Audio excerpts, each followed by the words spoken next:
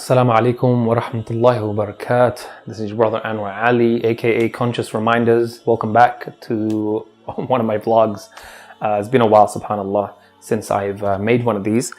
I thought I'd wait until after the Hajj season and after Eid and just to sort of make one of these videos.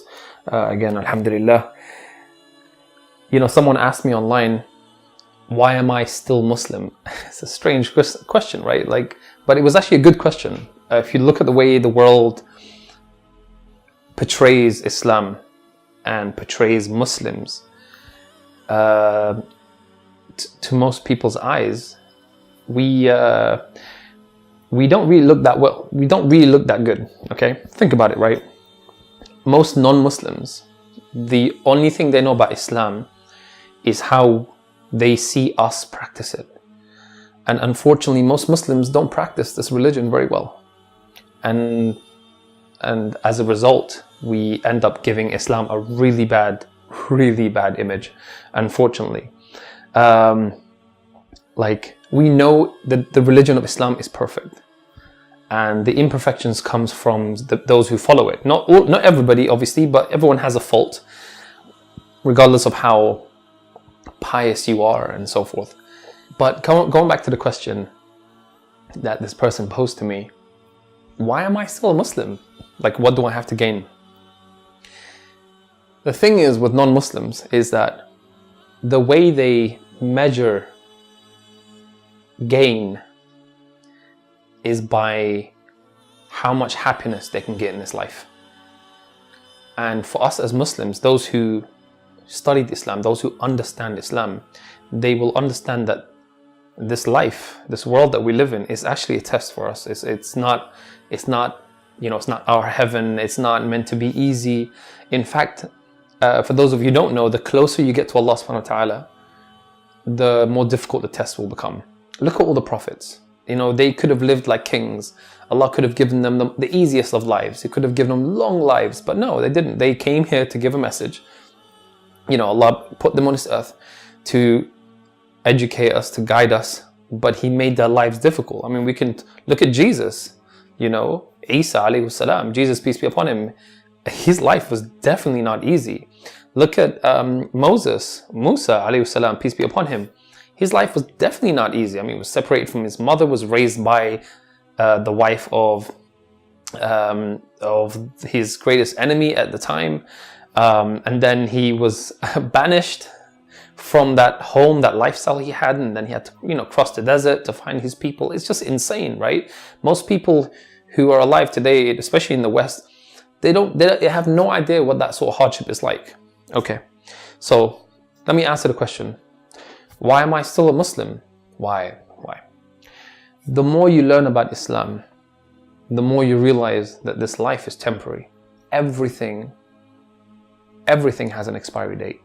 Everything. Your food, your life, as in we will die eventually. You can build things, you can build the most beautiful monuments in the world. Like, look at the pyramids. They're pretty much, they're expired. I mean, they have no use other than for people to stare at them. They're just, empty tombs. I mean, of course they're tombs, but they had a purpose. So with that thought in mind, I asked myself, which is the ultimate question, what is the purpose of this life? What is the point of this life? And almost every single person in the world will give you a different answer. You have the atheist who will tell you, well, there is no God, there's no creator. So the atheist will say, well, enjoy your life to the fullest, And you have the Buddhist who will tell you, live life in a minimalistic way, and then you will you become reincarnated, after you pass on as something else. And then that process repeats. As a Muslim, someone who believes in Allah, we know that Allah created the heavens and the earth. And then He placed the first of our kind, humans, Adam, it's both the same, just slightly pronounced differently, He placed him and his wife in heaven. And He put a test. And he failed the test. And as a punishment, He put him on this earth. Okay, some people don't believe that story, but I'm a Muslim and I believe that, and that's what Allah has stated. And that story has not just been stated in the Quran, it has been stated in the Bible, it has been stated in the Torah, which is the book of the Jews. Okay, and I'm quite confident it's been stated in many books that have probably been lost in time. Okay, so from that premise, Adam was sent, peace be upon him, was sent to this world as a punishment. So he wasn't sent here like, well, you know, you can just chill in this world and have fun. So I, you know, I'm thinking to myself, okay, that, you know, that kind of makes sense, because as a Muslim, the closer I get to Allah, like something as simple as growing my beard, right? So you think it's a beard, right? I mean, there's loads of non-Muslims who have beards, but no. When you are a Muslim and you do something that is different from the people around you, like growing a beard, which is literally in itself is nothing, right? You will become labeled as an extremist. You will be seen as an outcast. There are many countries around the world that ban people from growing their beards, especially Muslims, or a woman who covers her hair. You know, a woman who chooses to live a modest life. You know, the world will oppress her, but then they will give rights to a woman to take off her clothes and be half naked. So, why am I still a Muslim with all these difficulties? Why? Because my religion tells me that Allah tests His greatest slaves, His greatest worshippers, and He will test them and test them and test them and test them until when they return to Allah, when they return to Him, they will return to Him with no sins at all. Because we're all sinners, we're all born to sin, right? But the more we get close to Allah, the better our chances of attaining His mercy, the better the chance that we will get the greatest reward in the afterlife. And this is our mindset. So when I see all these people around the world, Muslim or non-Muslim, who sort of give in to the temptations of this life, drinking alcohol, which was forbidden for us, eating things that are forbidden for us, being in places that are forbidden for us, you know, doing things with the opposite gender that's forbidden for us. You know, these things are just easy. I can just go out right now, leave my home, and I can do all these things that are forbidden for us. But again, the question is, why not just indulge? That word, that's the key word, indulge. This world is a test for us. We're not meant to indulge in things that we're not meant to be. Allah subhanahu wa ta'ala, Allah, the Almighty, He's very merciful. He only laid out a handful of things in the Quran for us to avoid, basically. And he said the rest of the things are halal. He did 3 things actually. He said what's halal, things that we're not allowed to make haram. He told us what's haram, things we're not allowed to make halal. And everything that He stayed silent about, we have free reign over. Okay. Pretty much everything. Anything that He hasn't mentioned in the Quran, we can do. Alhamdulillah. So the idea that we are oppressed, I think is more of or the idea that, you know, why are we still Muslims because of all the difficulties? The difficulties comes from ignorance. The ignorance of the Muslims themselves who have chosen to leave their religion.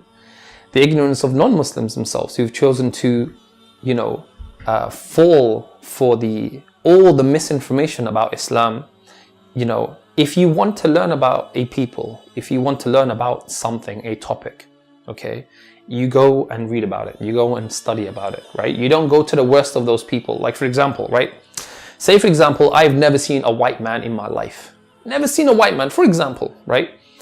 And I'm like, right, I'm going to go and look at the Ku Klux Klan, the KKK, right? I'm just going extreme here. And then I look at those people and I'm like, you know what? I'm just going to judge all white people. Okay, Western people, people of a very light complexion. When I say white people, just for those of you who might feel offended, they're all racist. Because why? Because all the Ku Klux Klan, all the KKK are racist. So they must all be racist. Now you're listening to me and you're probably thinking that's really ignorant, and that's exactly what I'm talking about. You can't judge a people by the actions of a very small minority. And you have to keep in mind, all human beings are, you know, we're all weak. We make mistakes. So I invite people to come and study Islam. I've got a couple of videos here on my channel. I've got a series called Islam 101 series that talks about who is Allah, who is Muhammad, peace be upon him, what is Islam, what is the Quran, and what is the Sunnah. You know, so it's like 5 really short videos, about just over a minute. I invite you to go and study about Islam. Islam is a beautiful religion. Unfortunately, in our day and age today, the majority of Muslims are not practicing it properly, and so you won't see the beauty through them. But I urge you to just pick up the Quran or find a video online about Islam, and I promise you, you'll fall in love with it. In fact, you will fall in love with it so much that these questions you have in your mind, why are people still Muslim? Why are Muslims today still practicing this religion that, you know, perhaps is making their life difficult?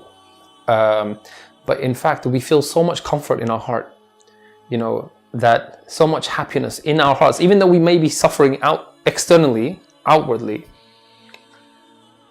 we stay and we persevere, we stay steadfast because we believe in Allah, because we believe in His message that He sent to us through the Quran, because we believe in the message that all His prophets have sent, from Muhammad, peace be upon him, Jesus, Moses, you know, Noah, all the way to Adam, peace be upon them all. We believe in those messages, and those messages have been telling us for thousands of years. La ilaha illallah. If you just open up a book about Islam with an open mind and open your heart just for a couple of days, you will fall in love with it. I promise you. And if you have any questions, just leave them for me in the comments, and I promise I'll get back to you. It could be anything. It could be about Islam. It could be about me. Whatever you have. And inshallah, God willing, we will we'll figure it out together. Jazakumullah khair. May Allah bless you all. And I'm happy to be back making these vlogs. I hope I'll make some more. I just wanted to sort of address this. And yeah, until next time. Peace.